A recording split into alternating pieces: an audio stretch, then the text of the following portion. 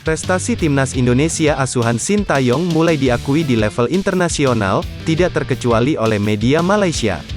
Baru-baru ini Sintayong berhasil membawa kemenangan besar bagi timnas Indonesia di putaran pertama kualifikasi Piala Dunia 2026 zona Asia melawan Brunei Darussalam. Berkat kemenangan itu, timnas Indonesia berhak lanjut ke putaran kedua dan bersaing dengan Irak, Vietnam, dan Filipina.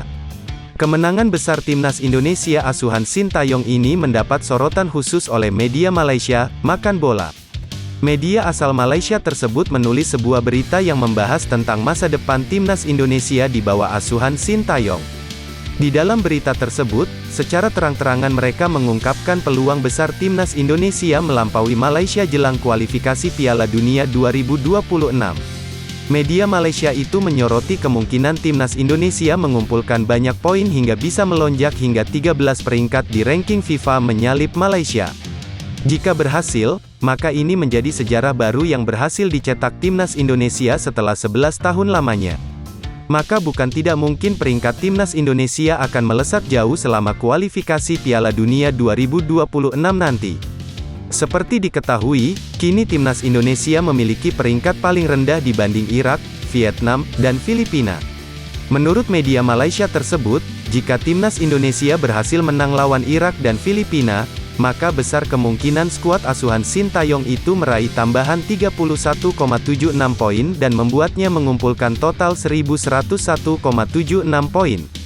Dengan penambahan skor tersebut, timnas Indonesia berpotensi naik ke posisi 132 dunia menyalip jauh Malaysia yang berada di urutan 137.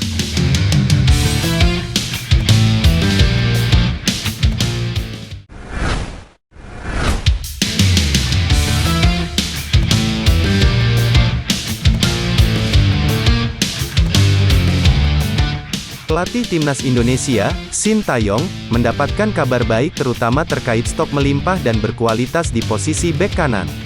Pasalnya, satu pemain yakni Welber Jardim siap membela timnas senior. Saat ini Welber akan berjuang bersama skuad Garuda Asia di ajang Piala Dunia U17. Kualitas pemain asal klub Sao Paulo U17 ini awalnya tercium oleh Bima Sakti. Bima bahkan tidak butuh waktu lama untuk memasukkan Welber ke daftar pemain timnas U17 Indonesia. Hal tersebut bukan tanpa alasan, pemain kelahiran Banjarmasin ini cukup memiliki potensi.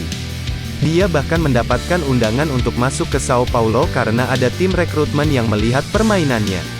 Berkarir di luar negeri, Welber siap dipromosikan ke timnas senior. Terkait pemilihan pemain, Sintayong akan mengambil alih penuh. Welber berharap dia bisa jadi salah satu nama yang masuk dalam radar timnas Indonesia. Nanti kalau ke depan timnas Indonesia senior panggil saya akan pergi. Sekarang saya fokus Piala Dunia U17, kata Welber Jardim. Terkait pemain muda, Sintayong memang memiliki pengamatan yang jitu.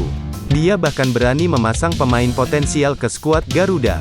Contoh paling awal adalah Marcelino Ferdinand. Marcelino yang bermain cukup memukau langsung diandalkan oleh timnas Indonesia pada semua kelompok umur. Hal yang sama terjadi pada Ivar Jenner dan Rafael Struijk. Ivar dan Struijk awalnya diproyeksikan untuk membela timnas U20 Indonesia yang batal tampil di Piala Dunia U20. Dipromosikan ke timnas senior, dua nama tersebut sukses mencuri perhatian.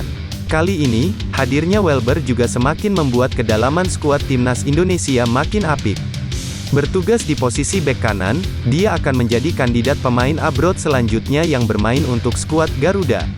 Sebelumnya ada Asnawi Mangkualam dan Sandy Walsh.